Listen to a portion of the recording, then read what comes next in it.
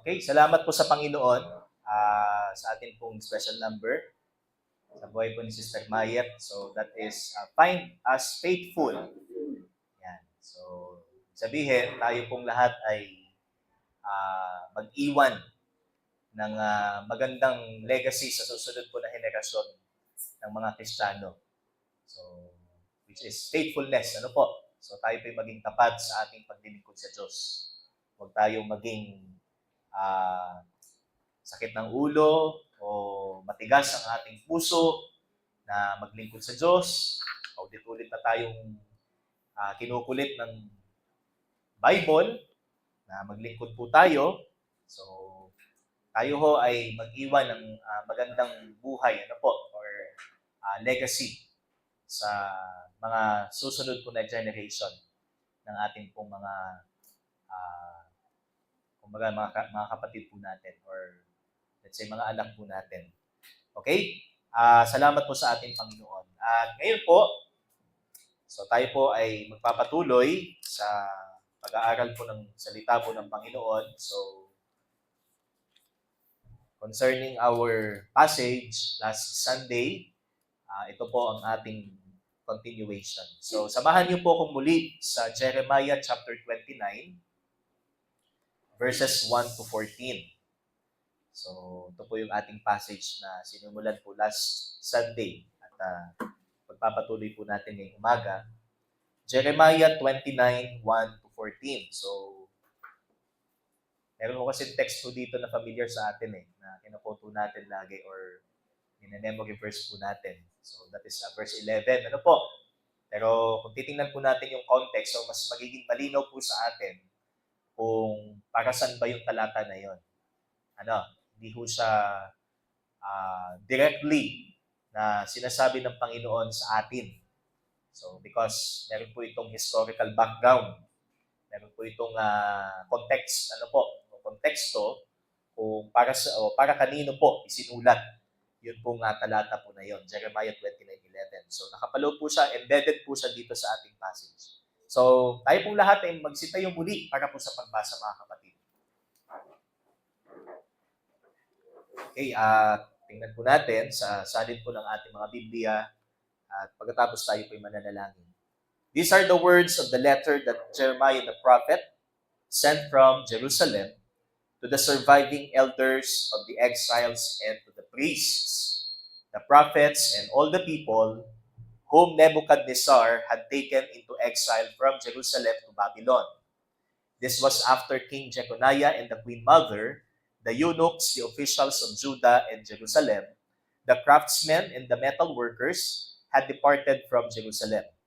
The letter was sent by the hand of Elasah, the son of Shaphan, and Gemariah, the son of Hilkiah, whom Zedekiah, king of Judah, sent to Babylon to Nebuchadnezzar, king of Babylon. It said, "Thus says the Lord of hosts, the God of Israel, to all the exiles whom I have sent into exile from Jerusalem to Babylon." Verse 5, "Build houses and live in them. Plant gardens and eat their produce. Take wives and have sons and daughters. Take wives for your sons and give your daughters in marriage, that they may bear sons and daughters. Multiply there and do not decrease. But seek the welfare of the city where I have sent you into exile, and pray to the Lord on its behalf, for in its welfare you will find your welfare. For thus says the Lord of hosts, the God of Israel, do not let your prophets and your diviners who are among you deceive you, and do not listen to the dreams that they dream, for it is a lie that they are prophesying to you in my name. I did not send them, declares the Lord. For thus says the Lord, when 70 years are completed for Babylon, I will visit you, and I will fulfill to you my promise, and bring you back to this place. For I know the plans I have for you, declares the Lord, plans for welfare and not for evil, to give you a future and a hope. Then you will call upon me and come and pray to me, and I will hear you. You will seek me and find me when you seek me with all your heart. I will be found by you, declares the Lord, and I will restore your fortunes and gather you from all the nations and all the places where I have driven you, declares the Lord, and I will bring you back to the place from which I sent you into exile. Sa Diyos po ang kapurihan. Tayo po ay manalangin. Salamat po uli, O Diyos, sa umagang ito, na minsan pa kami makakapakinig ng inyong pong salita. Tunay po, Ama, na mula pa nung una, ikaw po ang Diyos na matapat at patuloy po na hinahawak niyo po ko kay Panginoon o hinahawakan niyo po kami para po sa ikabubuti po namin. At patuloy, Ama, hawakan niyo po ang inyong lingkod na gagamitin po niyo yung tagapagsalita. May bahagi ko lamang po ang katotohanan na nanggagaling po sa inyo. At patuloy po, ikaw po lamang ang aking mabigyan ng glory sa paghahatid po ng iyong pong salita. At ang bawat isa po na makikinig, Panginoon, itong naman po ay mailapat namin sa amin po mga buhay ng may kababaang loob at kagalakan sa amin po mga puso. At higit sa lahat, may pag-asa, Panginoon. Ito po ang aming dalangin sa pangalan ng iyong anak na si Jesus. Amen at amen. Makakaupo na po tayong lahat, mga kapatid. So we are on the second part ng ating pong sermon entitled Keeping a Hope-Filled Life Elsewhere, because ang Diyos ho ay hindi ho tayo itinayo upang mag-exist lamang po sa isang locality o sa isang partikular na lugar lamang. Kundi saan man tayo dalhin ng Diyos, tayo ho ay magiging instrumento ho niya. Ano po, hindi ho tayo maging Kristiyano lamang sa lugar po ng Candelaria o halimbawa tayo po ay dalhin ng Panginoon sa ibang bansa. So, makokompromise na yung ating pagiging Kristiyano, di ba? Hindi ho ganun ang nais ng Panginoon sa atin. So, we are called for a purpose. Tayo po ay tinawag ng Panginoon sa isang layunin na kung saan tayo ho ay maging kaliwanagan doon sa lugar na ating pupuntahan. So, not only we should be light, and also we're called to be salt, to be the salt of the earth. Tayo po ay tinawag din ng Panginoon upang maging asin na magpipreserve ng lugar na ating pupuntahan. So, tayo yung kumbaga magiging balanse. Yan. So, tayo yung magbabalanse ho doon sa lugar na ating kinaroroonan. Kaya dito po makikita natin yung instruction po ng Panginoon sa mga Israelites na kung saan ay nandun na po sa Babylon. So because sila ho ay nasakop na ng Babylon, so the southern kingdom of Judah. Kaya yun po yung masalimuot na yugto ng kasaysayan po ng Israel. Na sila din po ang dahilan. Ano po, hindi ho dahil talagang intended ho ng Diyos na sila ho ay masakop ng ibang bansa, kundi it's a part of the plan. Ito ho ay bahagi po ng plano ng Panginoon upang ang Israel ho ay magbalik loob sa Kanya. Upang ang Israel ay higit na makilala bilang bayan ng Diyos at talikuran nila ang kanilang mga kasalanan at sumunod sa Panginoon. So yun po talaga yung nais ng Diyos. And so sabi nga, sa church, ganun din po ang nais ng Panginoon. So, ngayong nakapagbalik loob na tayo sa pamamagitan po ng ating pananampalataya sa Panginoong Jesus, kailangan makilala po tayo bilang kalipunan na kung saan ay ang hatid po natin ay kapayapaan at hindi kaguluhan. So, hindi po tayo tinawag ng Panginoon para mag-establish po ng organisasyon na makikilala bilang magulo o makikilala bilang masama, di ba? Kundi tayo ho ang magiging tagapaghatid ng mensahe ng katotohanan ng Diyos. So last Sunday, ang atin pong napakinggan is we have the first point is by having a long-term mindset in our place. So sa ating lugar na pupuntahan o kung saan tayo dadalhin ng Panginoon, kahit po dito sa lugar na ito, may plano po ang Panginoon sa atin. At ang plano ho ng Diyos sa atin, tayo maging kagamit-gamit sa lugar na ito. Hindi ho tayo maninirahan at magpapalipat-lipat kasi magiging, kumbaga, sakit ng ulo tayo ng community.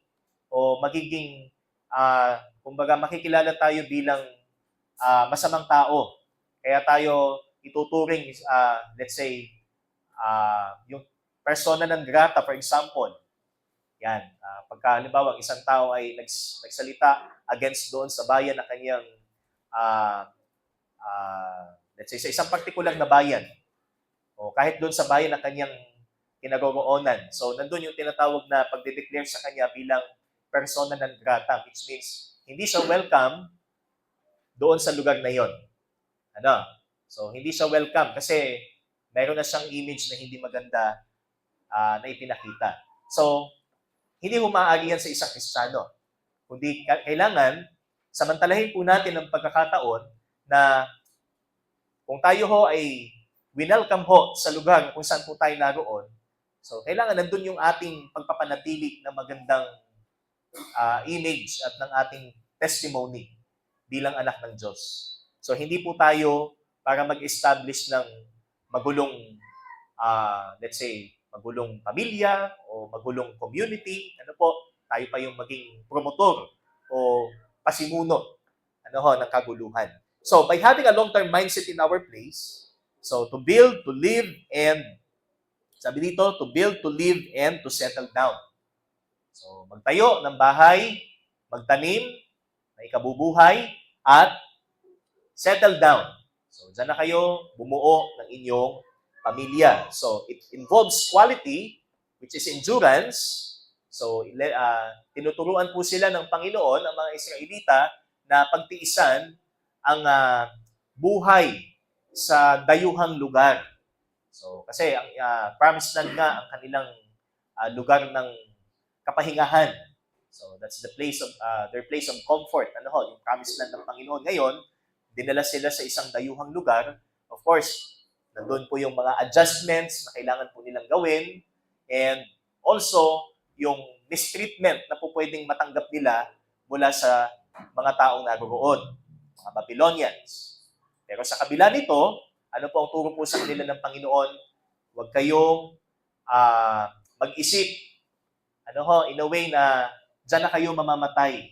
Isipin ninyo na parang nasa Israel pa rin kayo. Isipin ninyo, nandun pa rin kayo sa lupang ipinangako ko sa inyo.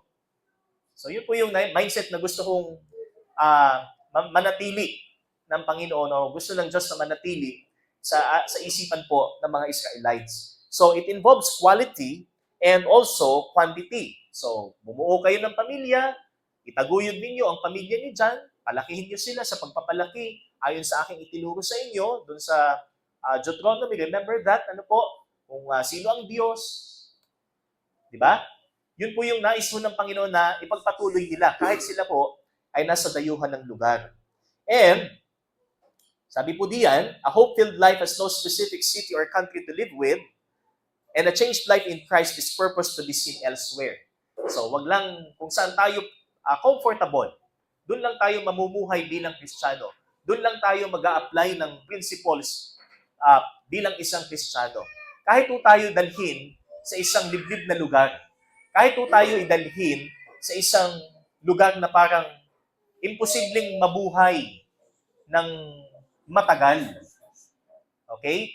So, may purpose ho ang Panginoon kung bakit po tayo nandiyan. Okay? Yun po ang nais ng Diyos. Tayo po yung maging example kung paano po maging anak ng Diyos. Tayo ho'y makapamuhay bilang mga anak ng Diyos. So that is to have a long-term mindset in our place. So, place of residence, for example, kung saan man tayo nakatira. Niligay ka ng Panginoon for a purpose. Iniligay ka ng Panginoon dyan to be the salt and the light of that place. Amen? So, yun po yung sinasabi ko dito. Kahit kung tayo masakop ng ibang bansa, o let's say, kung mangyari man sa atin, huwag naman, pero if ever po na mangyari sa atin, at masakop po tayo, dalhin tayo sa ibang lugar, siyempre, mangangapa po tayo, pero hindi ibig sabihin, tapos na ang ating misyon bilang Kristiyano. Hindi ibig sabihin, tapos na ang ating pagiging Kristiyano. And as we continue to the second part, we have tackled the importance of having a settled mind to stay wherever we are with a long-term mindset. And we should consider the fact that God brought us here, so if ever man na tayo po dalhin dito, for a purpose. And that is to endure in their differences and increase in quantity by making disciples. So that's quality and quantity. The quality of life that God wants us to, sabi nga, na tayo makapabuhay, and to make disciples. So to build our family and to make disciples. So yan po ang nais ng Diyos sa atin. Consistent with our Great Commission. Right? This is consistent with our Great Commission to make disciples of all nations. Hindi ko sinabi to make disciples in a particular place. Hindi ko sinabi ng Panginoon, dito lang kayo sa Masin ha. Dito lang kayo sa Candelaria ha. Dito lang kayo sa probinsya ng Quezon. No. But sabi doon, all the nations. You make disciples. Ito po ang will ng Panginoon sa atin. Kahit magkakaiba ho tayo ng lugar na tinitirahan o let's say, mag-migrate ho tayo. For example, sinagot ng Diyos ang ating panalangin na makapang-ibang bansa tayo, doon na tayo makapabuhay. May ibig sabihin, lalawak at lalawak ang ministry. Lalawak at lalawak ang ating place kung saan makakapaglingkod po tayo sa Diyos.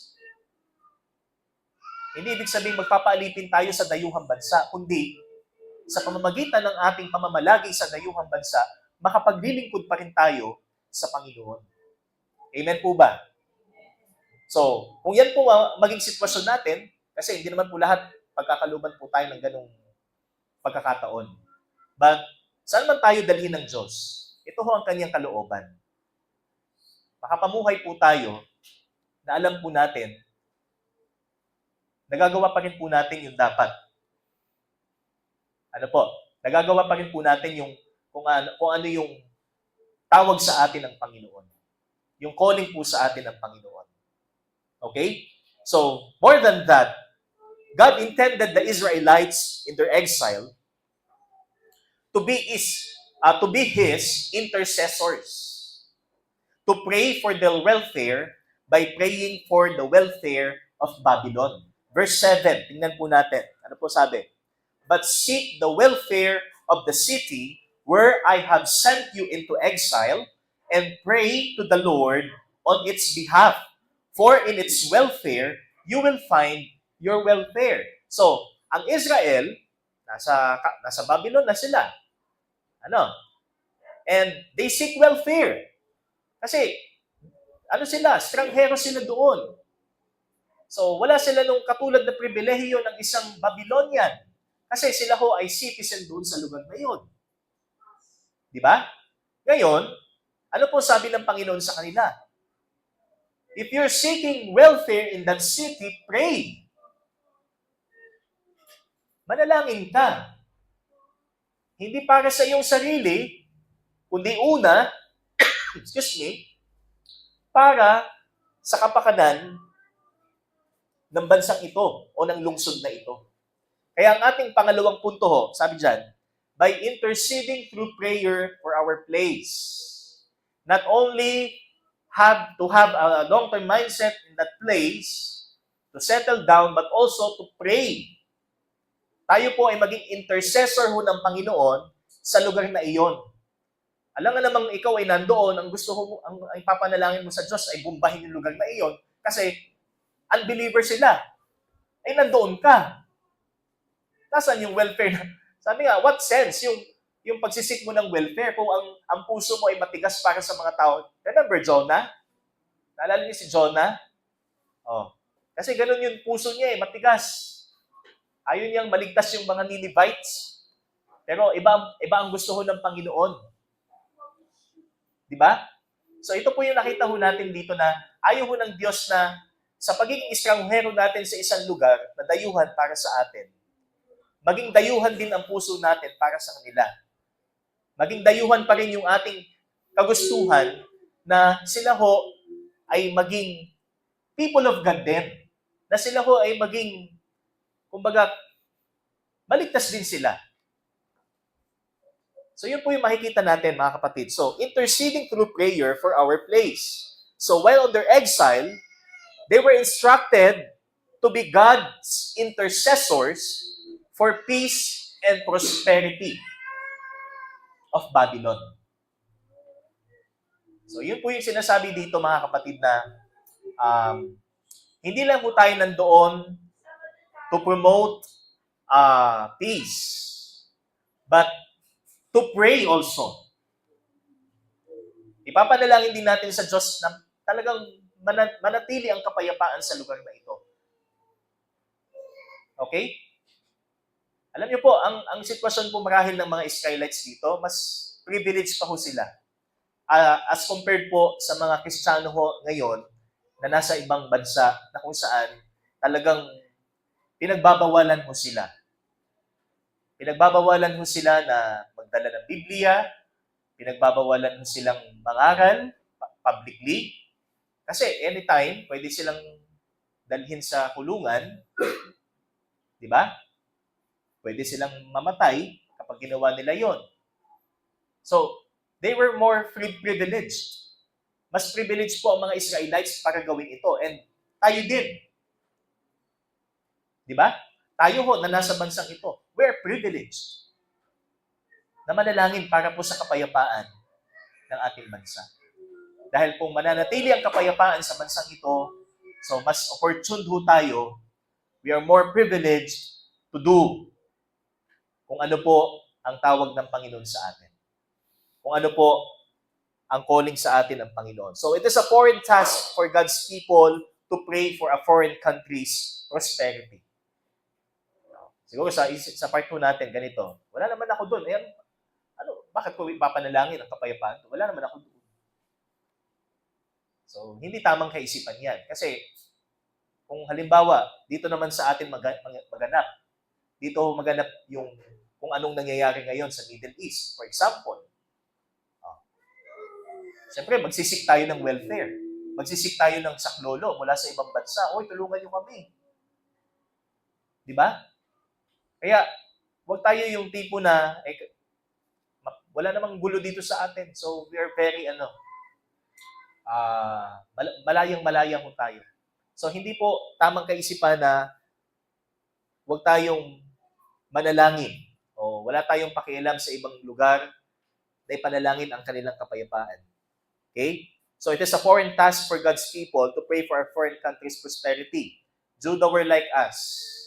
So, tayo ho ay parang Judah rin na kung saan maaaring meron tayong puso na manalangin para sa ating kapakanan o sa ating ikabubuti na hindi naman natin sinisik yung welfare ng lugar kung saan tayo naroon. Kaya, maling-mali po ito. Di ba? Maling-maling approach sa isang lingkod mo ng Diyos na buksain nyo na, Panginoon. Sige, pulbusin mo na, Panginoon. Eh, nandun ka. You are in a desperate situation, tapos ganun pa ang gusto mo mangyari. Eh, doon ka nga dinala ng Panginoon. At yung lugar na yon ay instrumento ng Panginoon para sa iyo, para ma-preserve. Di ba? Para ma-preserve ka. Para mabuhay ka. O, halimbawa, doon ka nagtatrabaho. O, sino ba nagbigay sa nagtatrabaho? Di, ang gobyerno doon. Okay? So, sabi dito, this is undeniably wrong. Kaya they were called to intercede for mutual peace and prosperity. So, being an intercessor of God's peace. So, ito po yung isa pang panawagan ng Panginoon sa mga Israelites sa Babylonia. Alam nga naman kayo nandiyan, ang gusto nyo, wasakin ang Babylonia, pero may takdang panahon ang Diyos dyan. At mangyayari yan kapag sila ho ay nakabalik na sa kanilang place, sa kanilang lupa. Kasi yun po yung pangako ng Panginoon sa kanila. Hindi ba? Yung binasa po natin doon sa huling bahagi. Sinabi ng Panginoon, 70 taon lang. 70 taon. Baka babalik din kayo sa lupain kung saan kayo nagmula o nanggaling. Di ba? Kaya, they were called to intercede for mutual peace and prosperity. Their well-being is tied to the peace of their surroundings.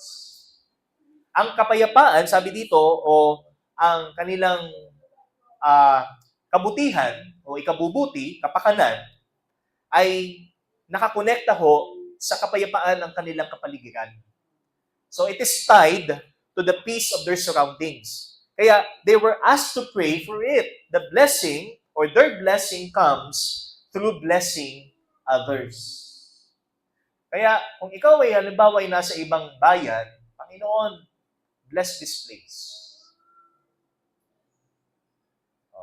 Bless this country. Panginoon, pagpalain niyo po ng kapayapaan ng lugar na ito. Ang naway suma kanila ang iyong kapayapaan. Na magiging daan para ikaw ay maging privileged na may bahagi ang iyong salita. Di ba? So, we should pray likewise for the peace of our place where we live in. Even if it is a foreign country or known as a nation who do not know God or who doesn't believe in God. Okay? May your peace pave the way for their salvation. Maganda kong prayer po ito, mga kapatid. Sabi nga, may your peace in this place that you will give, pave the way for their salvation. Hindi yung magpapaalipin ka sa sistema, kultura, paniniwala ng bansang iyong kinaguroonan. Hindi po yan ang nais ng Diyos sa atin. Sa halip, tayo ho ay maging intercessor. Tayo ho ay maging intercessor ng Diyos para sa kapayapaan ng bayang ito o ng bansang ito. Especially in what's happening in the Middle East. Ikaw ay nasa Iran, halimbawa, yung pagkakaalam natin sa Iran ay sila hindi kumikilala sa Diyos. Kasi Islam. Alam nga na may panalangin mo, puksain ng Iran, nandun ka. Pero pakatandaan po natin, may mga mananampalataya din sa Iran. Marami ho. Hindi porket kilala ho as Islamic country, wala hong Kristiyano doon. Marami hong Kristiyano doon, actually. Kaya mananalangin tayo, Panginoon, ingatan niyo po ang bansang Iran or maghagang kapayapaan sa lugar na yan. Ang iyong kapayapaan. At ito ho'y maging way para maligtas ang bansang ito. Ang mga taong naroon. At pakaingatan niyo din po ang mga Kristiyanong naroon. Sila'y patuloy na maging instrumento ng paghahayag ng iyong salita sa lugar na ito. Okay? So yun po ang sinasabi dito. Okay? Ang sabi po ng 1 Timothy chapter 2, 1 and 2, first of all, then I urge that supplications, prayers, intercessions, and thanksgivings be made for all people. So, hindi po ito para lang sa mga taong gusto lang nating ipanalangin. It should be made for all people, for kings, and all who are in high positions, that we may lead a peaceful and quiet life, godly and dignified in every way. So, we seek a peaceful and quiet life, of course. Gusto nating makapamuhay ng tahimik, mapayapa doon sa lugar kung saan tayo naninirahan. Ipanalangin natin na ang Panginoon ang patuloy na maghatid ng kapayapaan sa lugar na ito. Hindi ho tayo ang magpapasimuno o magsisimula ng kaguluhan sa lugar na ito. Diba? Kaya, and so to us as well, we're not there. Ano po, hindi lang dun sa mga Kristiyanong naroon na nasa ibang bansa. Kundi tayo mang wala doon, laman din sila ng ating panalangin. We should also be intercessors for God's peace, for the missionaries, for Christians who are risking their lives for the gospel. Binubuwis ang buhay. Ano ho? Talagang nandoon sa bingit ng kamatayan ang kanilang kalagayan para lamang sa mabuting balita. Sino tayo para hindi panalangin sila? Sino tayo para hindi natin sila idulog sa Diyos? Kaya pray for them. Let's pray for them. Amen, mga kapatid? Napakapalad mo natin sa totoo lang. Iba ho ang sitwasyon ng mga Kristiyano sa mga bansa, let's say, bawal ang Bible, bawal ang Bible study. Kaya, nag-provide ang Diyos ng panibagong way, online. Salamat po sa Panginoon. Diba? Nakakarating po sa ibang bansa ang atin pong pag-share. Okay? And also, in verses 8 and 9, so tingnan po natin, mga kapatid. For thus says the Lord of hosts, the God of Israel, do not let your prophets and your diviners who are among you deceive you, and do not listen to the dreams that they dream, for it is a lie that they are prophesying to you in my name. I did not send them, declares the Lord. So this is our second subpoint, verses 8 and 9. They were instructed to ignore falsehood for mutual comfort and encouragement.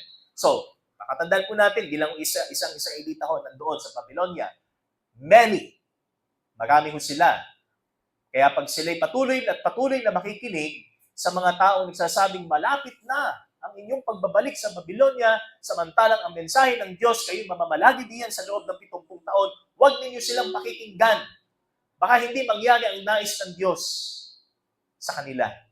Sa halip na sila'y maging intercessors of peace and instruments of peace sa lugar na yon, sila pa ang pagmula ng kalituhan at ng kaguluhan sa lugar na yon. Kaya, huwag ninyong pakikinggan. Ano po sabi ng Panginoon? Ano po? Do not listen to them. Do not let them deceive you. Do not let these prophets and diviners and dreamers deceive you. Yan ang problema eh. Kaya sila nakakating sa Babylonia. Hindi sila nakinig kay Jeremiah.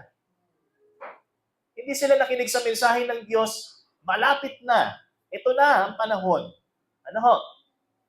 Mawawala ang Juda. Masasakop kayo ng dayuhan. Pero walang isang nakinig kay Jeremiah. Kaya gano'n na lang ang kanyang emosyon. Gano'n na lang ang kanyang pagtangis para sa kanyang minamahal na bayan. The weeping prophet. No one listened to him. Pero sa kabila nito, kahit nandun na sila sa exile, patuloy pa rin naghahatid ng Diyos ng kanyang mensahe ng pag-asa. Hindi ba? Sabi nga, ganun na lamang ang pasensya ng Diyos.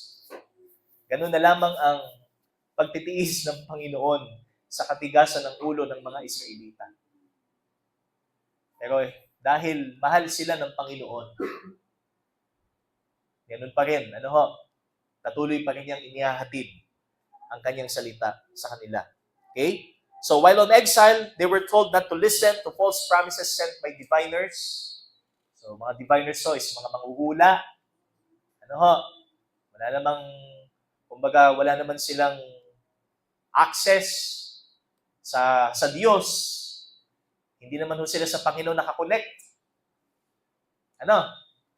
Hindi naman sila sa langit naka-connect. Ang wifi, kumbaga, hindi sa Diyos. Pero may mensahe. But they promise a false hope. Nangangako sila ng huwad na pag-asa. Hindi naman 70 years. Kumbaga, Panandalian lang kayo dyan. Huwag kayong malungkot, mabalisa. Saglit lang kayo dyan. Ito yung mga sinasabi ng mga dreamers. Sa panaginip ko, ito ang sabi. Saglit lang kayo. Okay? But still, they were God's people. They were told not to listen to them for the sake of peace, so as not to cause confusion and disagreement over them that may affect their testimony.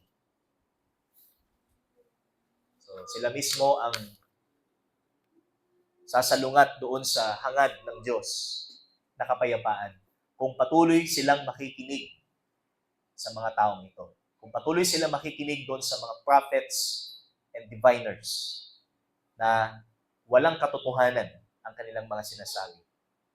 Kaya nga, sabi dito, they were brought in Babylon because they listened to them instead of listening to the messenger of God. That's why in our part, we should also be examples and instruments of God's peace in our place. Not only as an intercessor, but also to exemplify peace that we pray for sa lugar na yon. Hindi tayo ang magdadala ng kalituhan at ng kasiraan, sapagkat ang hatid ng Diyos ay kapayapaan. Kaya kung saan man po tayo dadalhin, ang ihatid lamang po natin ay kapayapaan at kaayusan. Amen po ba? Amen. Sabi nga po ng 1 Corinthians chapter 14. So, naalala ko po yung text na ito. So, this is about spiritual gifts. 1 Corinthians chapter 14 verse 33. Kung di po ako nagkakamali, sabi dito, for God is not a God of confusion, but of peace. So, God is not a God of confusion, but of peace. Hindi siya Diyos ng kalituhan, kundi ng kapayapaan. Okay? We should also be examples and instruments of God's peace in our place, not to cause confusion and chaos. Refrain to listen from unbiblical revelations. Let us refrain, okay, ourselves sa mga ganitong revelasyon, sa mga ganitong wala namang ibubunga, kundi kalituhan pa rin. Kailan ba talaga? Kailan ba talaga matatapos? Unless you listen to God. Sa Panginoon ka mismo makikinig. At yun na ngayon sumunod dito. Verses 10 to 14. Ano po sabi ng Panginoon? 70 taon. 70 taon kayo dyan. Sabi naman ng mga false prophets, hindi. Kanino kayo makikinig? Ngayon, sa atin, kanino tayo makikinig? Sa tao o sa Biblia? Sabihin ng tao, sa taong ito. Okay? Sa oras na ito. Pero sabi ng Panginoon, I am coming soon. And very soon. Malapit na, Panginoon. Pero hindi natin pwedeng i-predict, wala tayong kakayanan makapag-predict kung kailan. Basta sabi ng Panginoon, malapit na. Okay? So, halimbawa, unanswered prayers. Unanswered prayers, for example, inip na tayo, Panginoon. Kailan po ba? Tinuturuan tayo ng Panginoon na magtiwala at hintayin.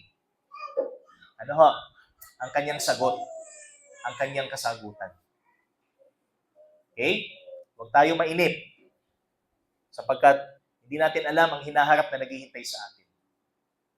Hindi natin naasahan yung, kumbaga, gaano ka glorious and exciting yung buhay na naghihintay sa atin, basta tayo ho ay magtiwala sa Diyos, sa kanyang mabuting panukala sa ating mga buhay.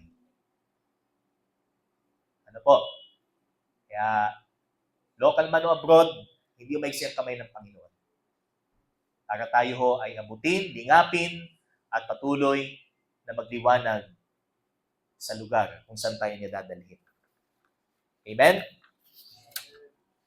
Kaya, in our part, sabi nga, we should also be examples. So, sabi po doon sa ating huli, sabi dito, we have learned that if we are sent by God to a foreign country and feel the weight of its difference, ay ibang-iba nga ang kultura, ang klima, ang kulay ng balat, ang kulay ng buhok. Ayan. Anong oras sila natutulog ay ibang-iba dun sa amin. Anong oras sila gumigising, ibang-iba din sa amin. So you feel the weight of that. Ano po? But still, the purpose is to be His intercessor and instrument of His peace. Huwag tayong mabulag sa prosperity ng bansang ating mapupuntahan. Ano ho? Hindi na natin ipapanalangin kasi prosperous na itong bansang ito. Bakit po pa ipapanalangin? I am very blessed in this place. Libre lahat. Kristiyano ka. Di ba? It doesn't mean na huwag mo na ipanalangin kasi prosperous na eh. Pinagpapala ka na dun sa lugar na iyon. Pero ang command ng Panginoon sa atin, ang instruction po ng Panginoon sa atin, pray. Manalangin ka pa rin. Kasi hindi natin alam ang darating. Di ba? At hindi natin alam kung ano yung naghihintay sa atin sa bansang yun, sa lugar na yun. Sana natatanaw po natin yan. Ano po? So, kapag mayroon po tayong mga plans and mga, kumbaga,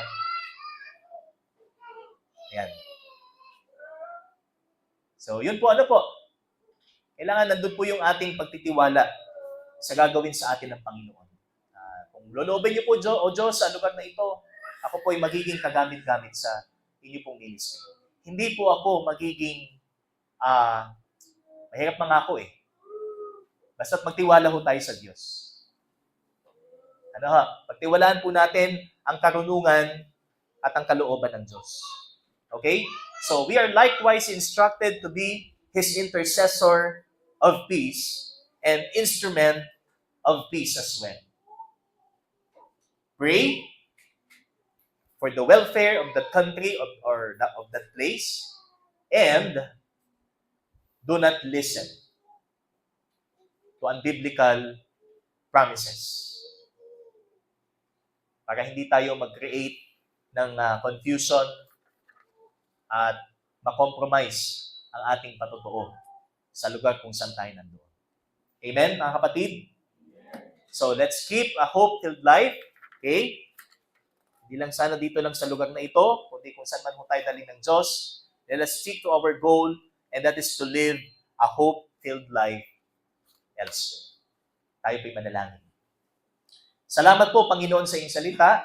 Salamat po sa patuloy po ninyong paghahatid sa amin ng kagalakan, ng mensaheng ito, Panginoon, dulot po ng iyong pong kapahayagang ito, na patuloy po kaming makapamuhay ng may pag-asa at patuloy na maging kaliwanagan ninyo saan man lugar po kami inyo pong dadalhin. Salamat po, patuloy niyo po kaming gabayan sa aming pong paglalapat na mensaheng ito sa aming pong mga buhay. Kung saan man po kami dalhin, sa ibang panig man ng bansa o ng mundo, patuloy kang makilala sa pamamagitan po ng aming pong mga buhay. Ito po ang aming dalangin sa pangalan ng iyong anak na si Jesus. Amen at amen. Sa Diyos po ang kapurihan.